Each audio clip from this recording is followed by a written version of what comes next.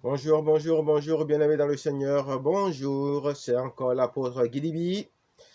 Alors, le Seigneur Jésus vous envoie son bonjour spécial. Aujourd'hui, je veux parler des serviteurs de Dieu.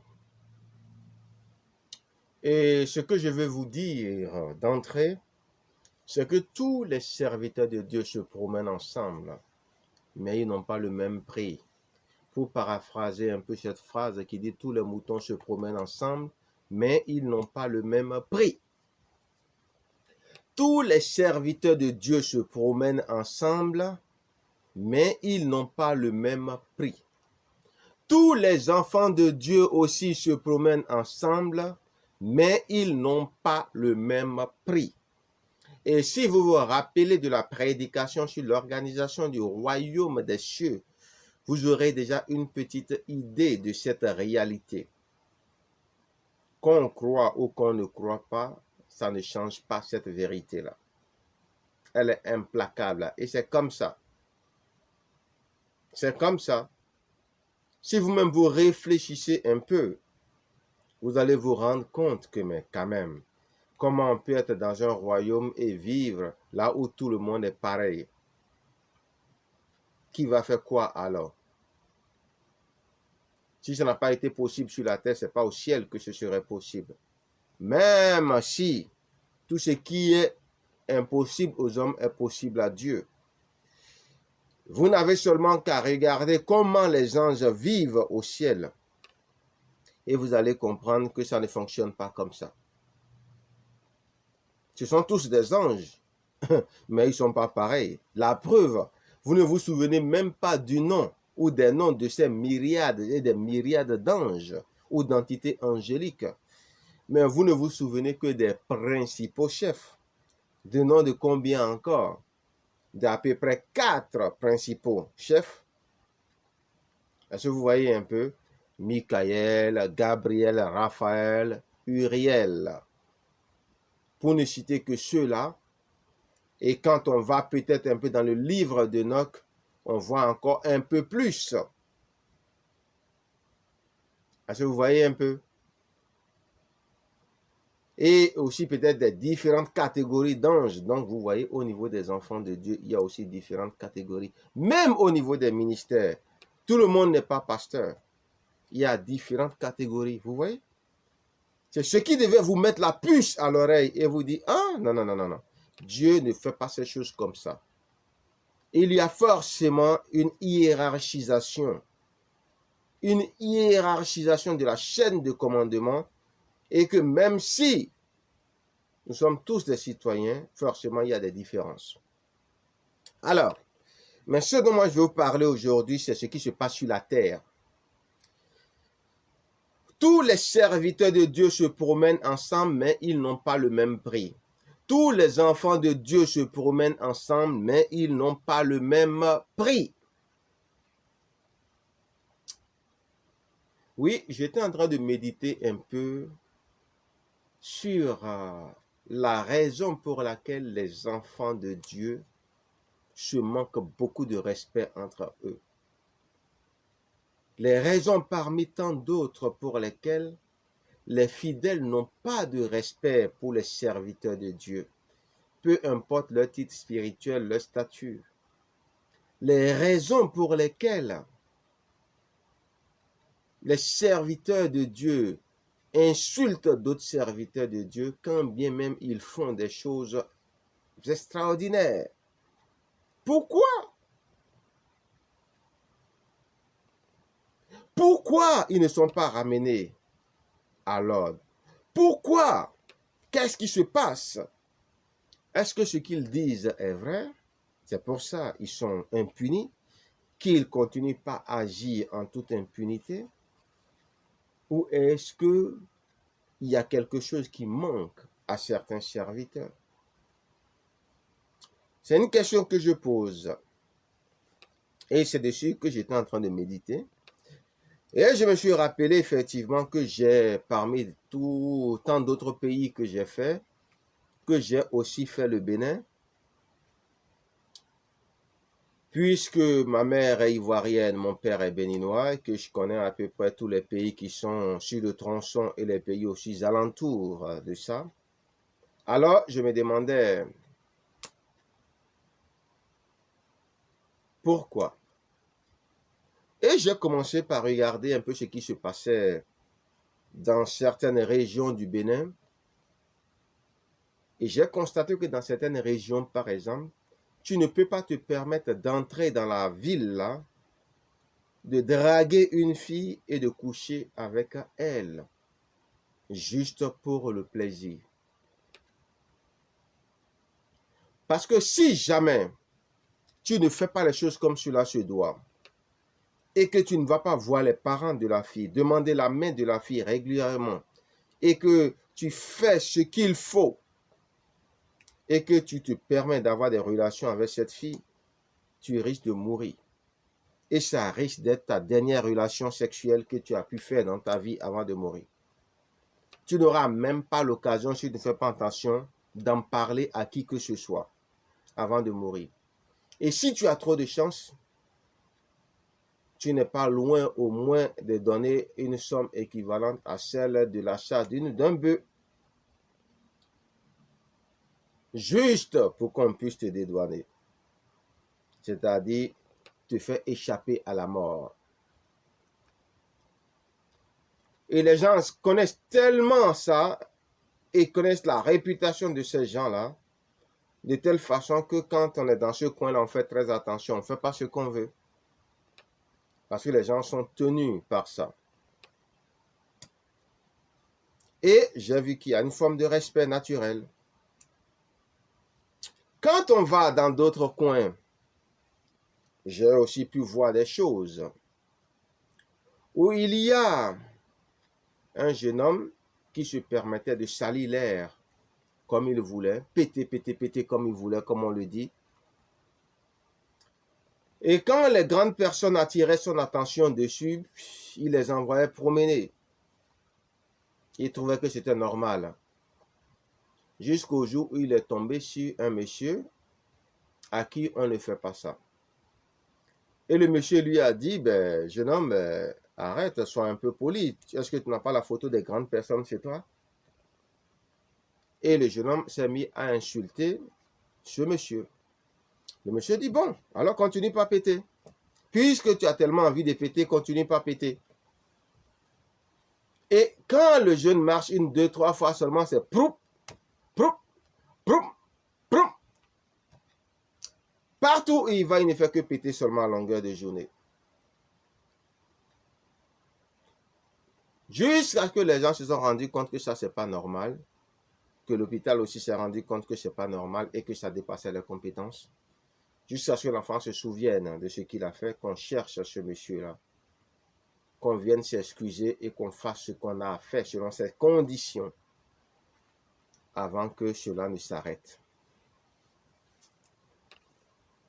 Pourtant, ils ont tout fait. Ce jeune homme, il a compris la leçon. On va plus loin. Il y a un autre jeune homme, il était assis et il y a un vieillard qui était venu parce que le vieillard avait mal, il avait des problèmes, tout ça. Il n'arrivait pas à marcher, il était fatigué. Il a demandé au jeune homme de lui permettre de s'asseoir. Avec toutes les figures de politesse que le jeune homme, le vieillard a utilisé, le jeune homme a refusé de se lever, il lui a d'aller se faire foutre. Et qu'il n'a qu'à chercher un autre endroit pour s'asseoir. Et que c'est comme ça ils font pour tuer les gens, que ces sorciers-là, il n'a même pas insulté le vieillard. Le vieillard dit, d'accord, ok. Ce que je t'ai demandé, c'est ça qui demande tout ce que tu as dit là. D'accord, ok. Ce n'est pas grave. Va. Et quand le jeune homme est rentré chez lui, il a commencé par faire une diarrhée incroyable. Diarrhée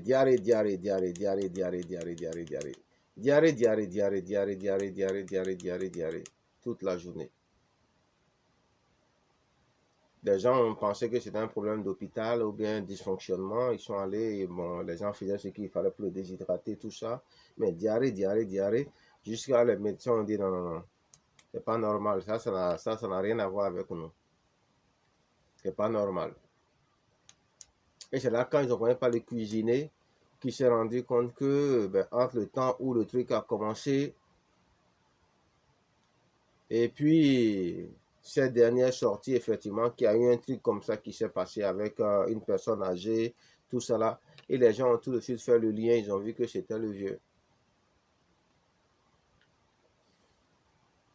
Alors, ils se sont excusés auprès des vieux, ils ont demandé pardon, tout ça, ils ont bien sermonné l'enfant, tout ça.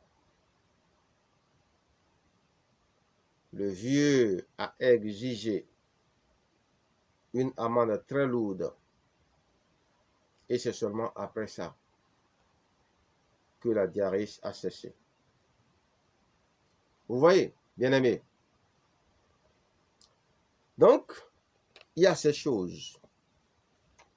Beaucoup de ces choses-là, mais je me demande, comment ça se fait que les gens du monde, sur qui nous avons autorité, sont capables de se faire respecter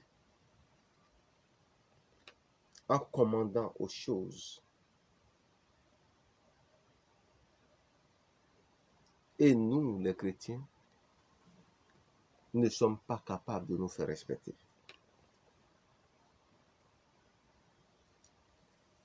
Est-ce que c'est parce qu'en Christ, les choses sont différentes? Ou est-ce que c'est parce qu'en Christ, nous sommes aussi dépourvus que ça? Ou est-ce que c'est parce que nous ne demandons pas à Dieu ce genre d'autorité-là pour nous faire respecter, pour moraliser dans tous les sens du terme et éduquer les gens comme cela se doit, c'est-à-dire les insoumis? Pourquoi? Donc, je me suis amusé un peu à fouiller un peu plus la Bible pour comprendre qu'est-ce qui explique ce genre d'impolitesse spirituelle qu'on constate dans le corps de Christ.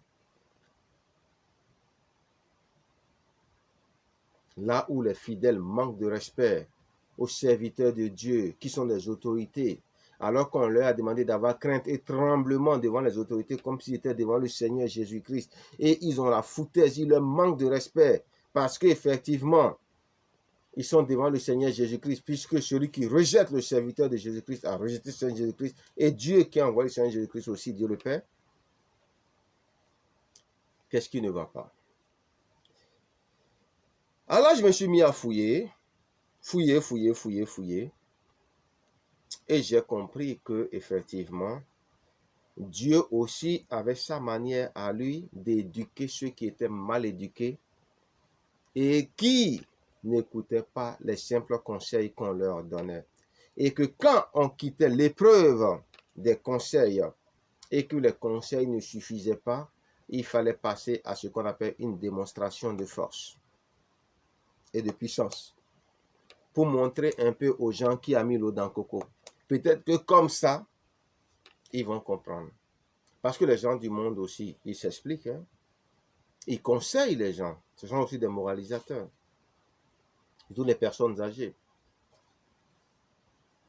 Et c'est quand tu veux jouer au dur qu'ils te montrent qu'ils sont plus durs que toi. Donc, alors, on va regarder un peu ce qui s'est passé. On va parler un peu des serviteurs de Dieu. On va parler aussi de Dieu lui-même. Comment il agit. Donc, nous nous rappelons tous de l'histoire de Corée, Abiram et Dathan. Corée, Abiram et Dathan. Je vous ai dit que j'aime pas trop citer les versets bibliques quand je vais parler des choses. Mais ici, je vais faire une exception parce que l'exception confirme la règle et parce que c'est un peu trop sérieux.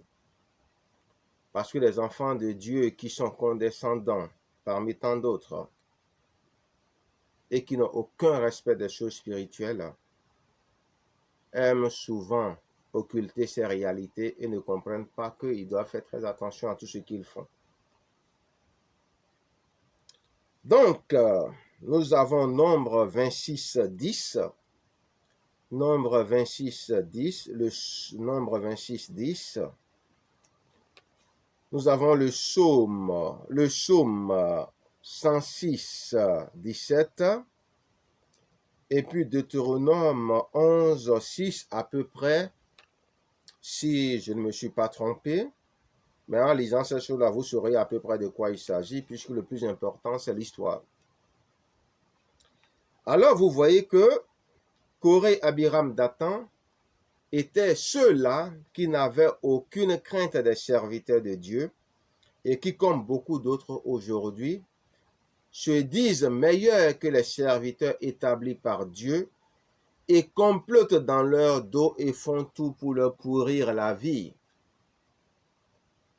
entachent le prestige, écornent le prestige, ternissent le blason et font tout pour pouvoir leur faire ce qu'on appelle des coups d'État. Coré, Abiram, Dathan. Et vous voyez que dans le cas de Coré, Abiram, Dathan, il a plu au Seigneur d'engloutir ces personnes-là avec tout ce qu'elles possèdent.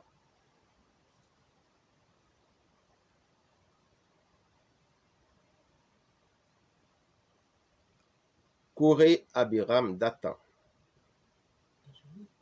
Écoutons un peu. Écoutons un peu. Écoutons un peu. C'est important. Dieu a tout englouti. Pourquoi? Parce que ce qu'il voulait faire, si jamais il les laissait faire, ça allait faire jurisprudence et ça allait amener tout le peuple de Dieu à manquer de respect à Moïse et aux serviteurs de Dieu et ça allait devenir la chienlit. Alors il fallait sanctionner ça de la façon la plus dure. Et c'est comme ça que des serviteurs de Dieu investis de grands pouvoirs peuvent sanctionner d'autres. Juste pour que si vraiment c'est eux qui ont le vrai Dieu, ils puissent montrer ce qu'ils ont, on va voir. Qu'ils puissent se défaire de l'écharde qu'on leur met pour voir si effectivement ils sont capables, afin que prochainement ils puissent faire preuve de plus de sagesse. Écoutons. La terre ouvrit sa bouche et les engloutit avec Corée. Quand moururent ceux qui s'étaient assemblés et que le feu consuma les 250 hommes, ils servirent au peuple d'avertissement. Voilà.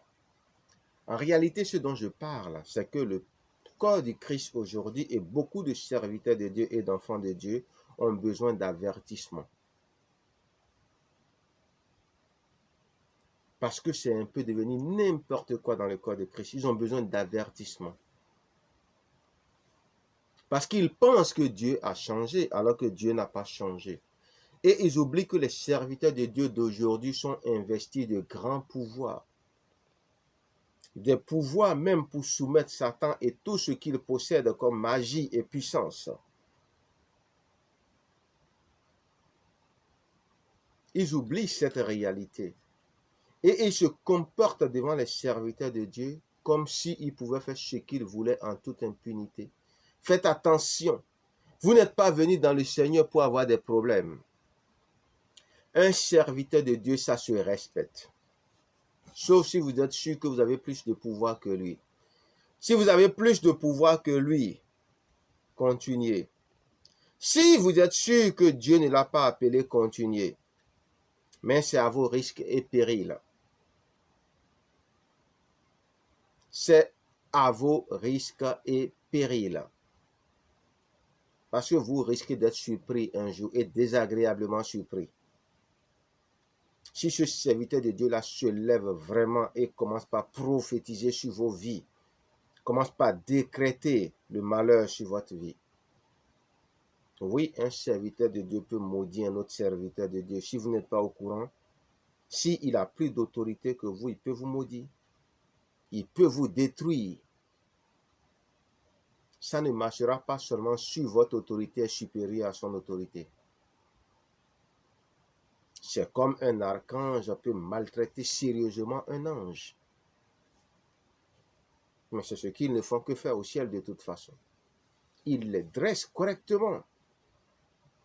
C'est pourquoi même quand ils sont en train d'arriver, ils sont craints comme si c'était Dieu lui-même qui était en train de passer.